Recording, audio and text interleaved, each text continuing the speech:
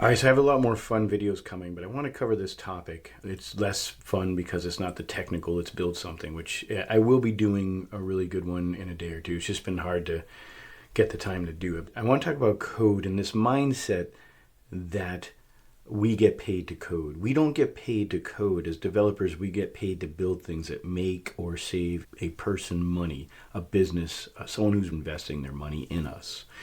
So the moment we can get to that destination quicker is the moment we're obligated to do so as builders, whether you want to call us developers, coders, or whatever. But we're here to build solutions for product owners, the people with the business, the people with the idea who are paying us to build that thing.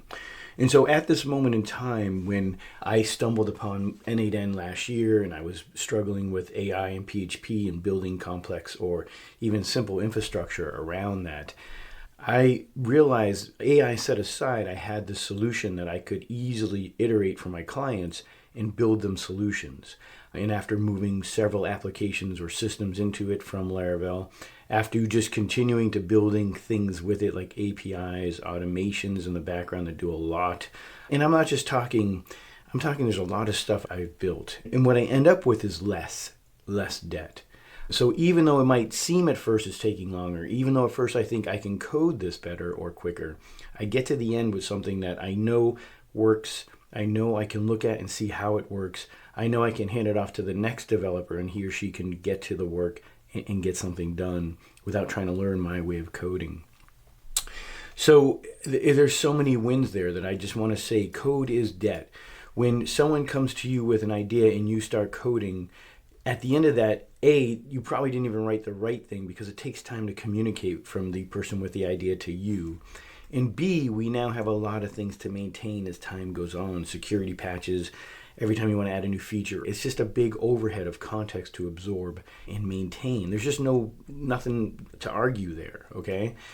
So anything between the person with the idea and getting it in front of their customer or getting it into a place where it's part of their day-to-day workflow to save them money or make them money is just something we want to continue to remove. And we have done that since the beginning of code, from cards you punch to code you could write without having a long process of building or whatever. And we keep optimizing. But we've gotten to this point where we don't need it as much. It's been optimized by abstracting it out into elements we can put together. It's also been abstracted out by this moment in time where we can walk up to a tool like Lovable and start to build an idea.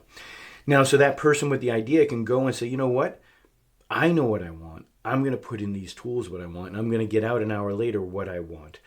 And sure, it might not be production ready, but they're that much closer. Their idea is that much more concrete for the developer they might bring in to not redo it, to not say, oh, you just cost yourself more money and time than you if you just hire me to begin with, because that's not the answer. If that developer is honest, they will get this to production in a way that will let that person continue to own the idea, own the process of trying and iterating. And at the end, sure, they'll have debt, but it's less debt, less things to patch, less code to fix. And this one's important too, because now we can use things like Superbase to do authentication and file upload and to help with the overall security of the application, minimizing the risk that comes with all the developers trying to write things a certain way. So we get a lot of wins here to come out of this with debt, but less debt. And then we just got to remember that here we are today somewhere along this line, but it's just going to keep going like autonomous driving. We still need to be with our hands on the wheel. And that business owner might need help steering and driving. But soon they're not gonna. Soon they're just gonna put that idea in and get somewhere. And that somewhere might not be your Shopify. It might not be the next Shopify. It might not be the next Dropbox. It might not be the next Zappos or whatever.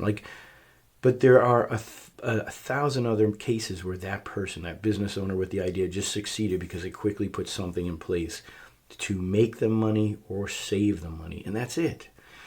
Coding and developers are a means to that end. It happens over and over in time. And so I think at this moment, we just have to honestly accept the fact that that is happening. And we have to grow or change or evolve in how we use the tools to build the solutions for the people who are paying us to do. Now, who is this for? It's for a lot of people.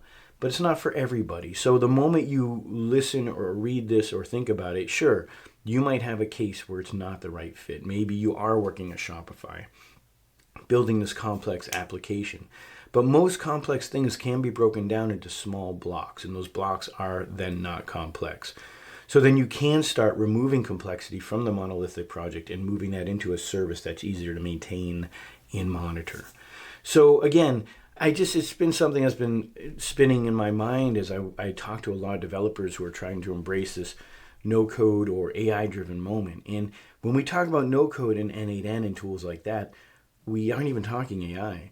The nice part is, though, when you use it, you can plug in AI in a way that you could never do with code. It's just huge. Just want to put this out here for anyone who's a developer struggling with what do I do, with anyone who's a product owner with an idea or an entrepreneur who thinks, how do I move forward?